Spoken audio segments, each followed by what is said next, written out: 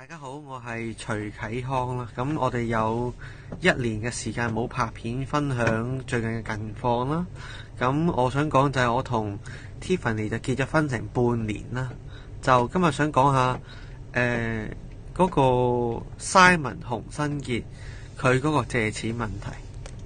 我想講下最初呢，我哋兩個喺 Simon 嗰度接受趕鬼服侍嘅時候呢，就原來我唔知道阿洪新傑就問咗阿 Tiffany 就借錢啦，兼且奉獻係有2筆錢嘅，奉獻嗰啲就真係俾佢就唔會攞翻嚟嘅，但係另一筆有10萬蚊呢，係講到明係借㗎，所以係唔同嘅。其實你會問我奉獻嗰筆係幾多呢？都有10萬，即係合共係20萬啦。咁因為佢有好多嘅開支都要使啊，佢就要問人攞借奉獻，咁話要打官司啊，要新年派利是啊，呢啲諸如此類嘅説話咧，都係要求阿 Tiffany 借錢同埋奉獻錢嘅。咁跟住時至到當初我哋離開佢嘅時候啦，咁佢成日都會話我哋係冇感恩嘅心對待佢嘅，因為我哋背叛咗佢。咁你都知道當初離開佢嘅原因係因為佢講粗口鬧人，話嗰啲教會係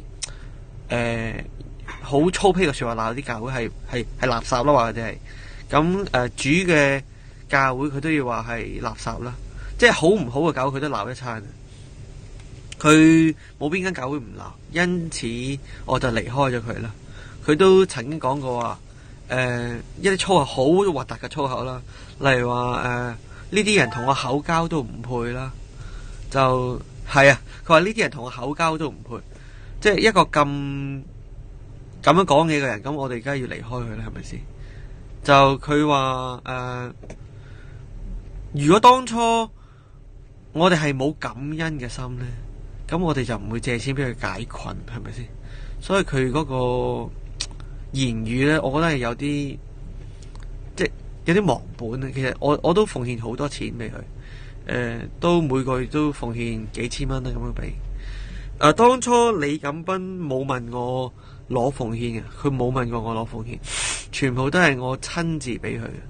我覺得俾嗰個日本宣教士係值得嘅，因為大家都想興旺福音啊嘛。但係我唔知點解 Simon 就話係李錦斌問我攞，其實佢加嘢咯。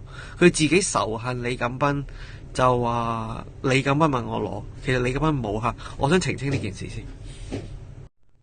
講下嗰個太太啦，佢借錢借邊度咧？係借財務公司啦。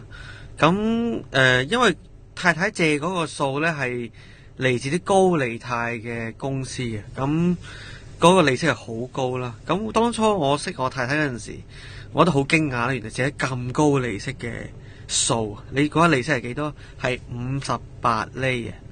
即係1年，如果你借1000蚊嘅話，你要還1580蚊俾翻個財務公司。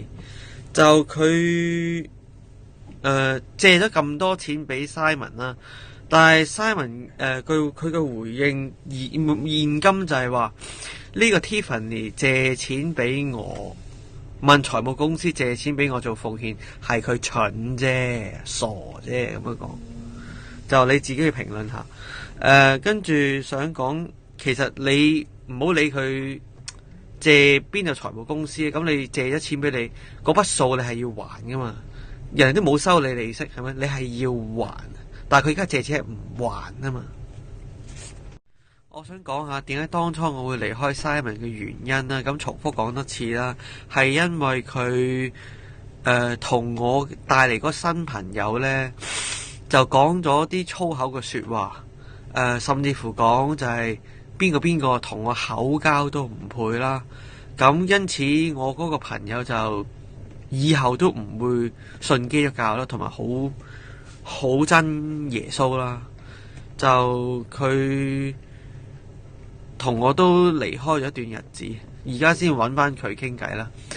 佢都係覺得唔係好想翻教會，咁都好半人跌倒啦。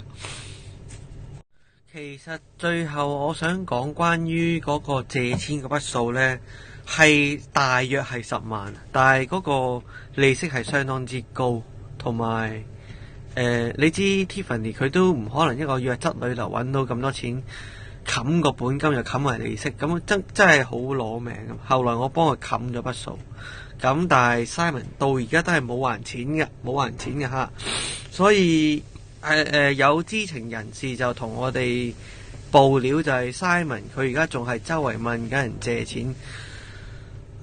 我想同大家咁講，你唔好再諗住幫助咩奉獻俾佢，因為佢唔係做呢行噶。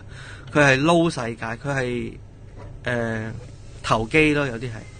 佢唔係真係做趕鬼，你唔好諗住佢做趕鬼。如果你真係趕鬼呢，你自己讀下聖經睇下點解決呢個問題。總之唔好去揾佢趕鬼，因為佢一定係會問你借錢嘅。所以希望大家對呢條片有咩意見，留下啲留言俾我哋。咁我哋會繼續回答俾大家聽。